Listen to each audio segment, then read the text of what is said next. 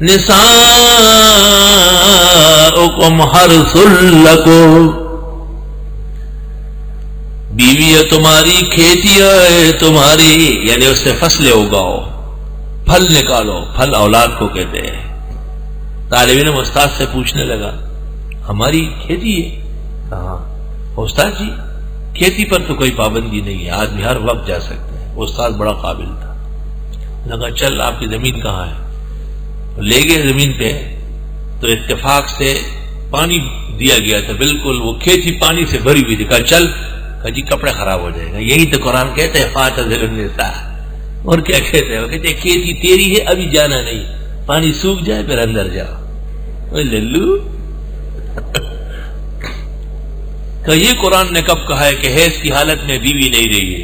بیوی بیوی ہے۔ نساؤکم حرث لکم، اپنی کھیتیوں میں بھی پاکی اور جائز طریقے سے آدمی جاتا ہے، یہ نہیں کہ درخت پہ چڑھ کے اپنی کھیتی میں اپنے آپ کو گرا دو، یہ پاگلوں کے طریقے ہے۔ قرآن تہذیب سکھاتا ہے۔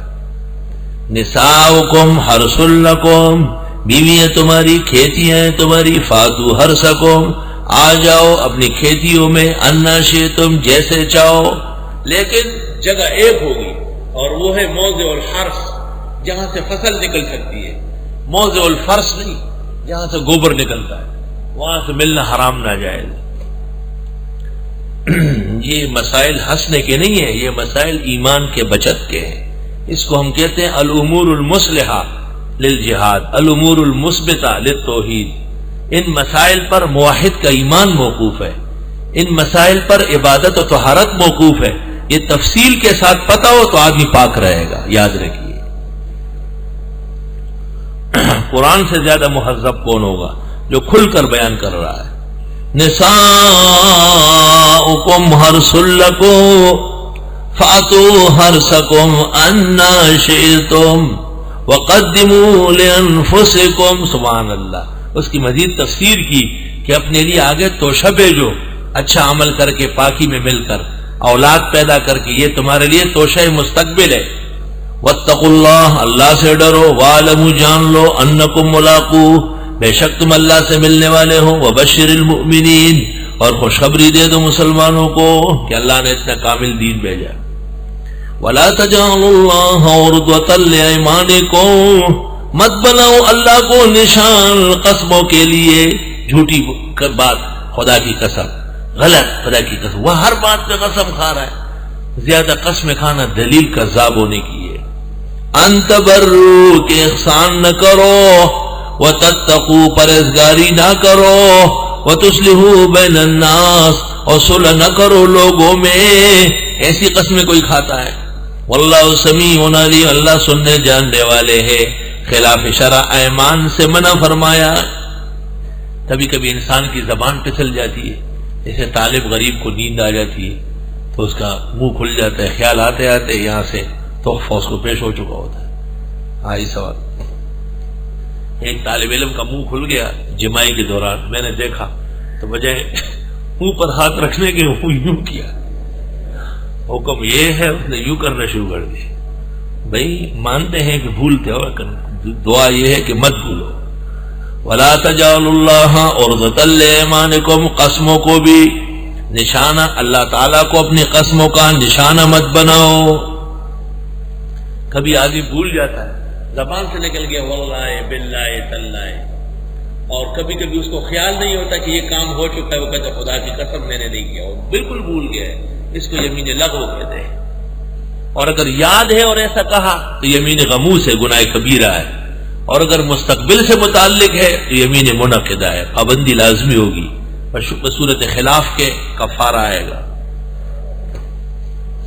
لا یؤاخذکم اللہ باللغو فی ایمانکم، نہیں پکڑے گا تم کو اللہ بیہودہ قسموں سے، جو غلطی سے منہ سے نکل جائے، یا ماضی کی قسم کھائی یہ جان کر کے میں نے نہیں کیا اور وہ کر چکا تھا۔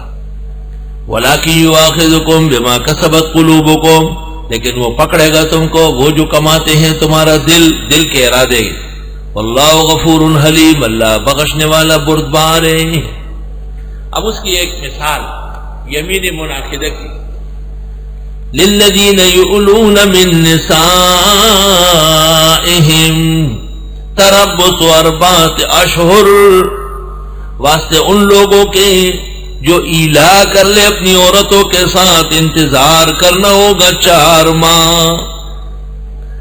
الایلا فی اللغہ هو الحلف، ایلا لغت میں قسم کو کہتے ہیں، اور شریعت کے اندر وفی الشرع هو الحلف علی ترک الجماع، قسم کھائے کہ میں اتنے مہینے تک بیوی کے پاس نہیں جاؤں گا۔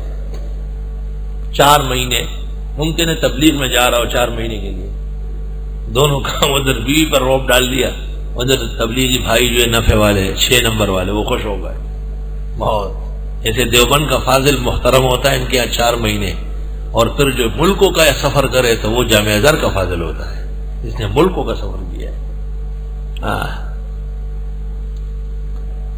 تبلیغ والوں اپنے حلقوں میں فضائل درود پڑھنا شروع کر لو، ورنہ اندیشہ ہے کہ تمہاری مغفرت ختم ہو جائے گی۔ فضائل درود کو اول تبلیغ نصاب سے نکالا، اب فضائل اعمال سے نکالا، اب جو کتابیں شائع کی ہے کہ اس کا مطالعہ تبلیغ میں مفید ہے اس میں فضائل درود نہیں ہے۔ انا للہ و انا الیہ راجعون، ولا حول ولا قوت الا باللہ۔ خیر میں شر، خیر میں شر، عربوں کو خوش کرنے کے لیے۔ عرب تو سرے سے حنفی مذہب کے قائل نہیں، عرب تو دارالعلوم دیوبند کے قائل نہیں ہے۔ کس کس چیز کو عربوں کے لیے چھوڑو؟ عربوں کو چھوڑو، نبی عربی صلی اللہ علیہ وسلم کا اتباع کرو، عربوں کو ہمارے حوالے کرو، ہم ان کو سمجھا سکتے ہیں۔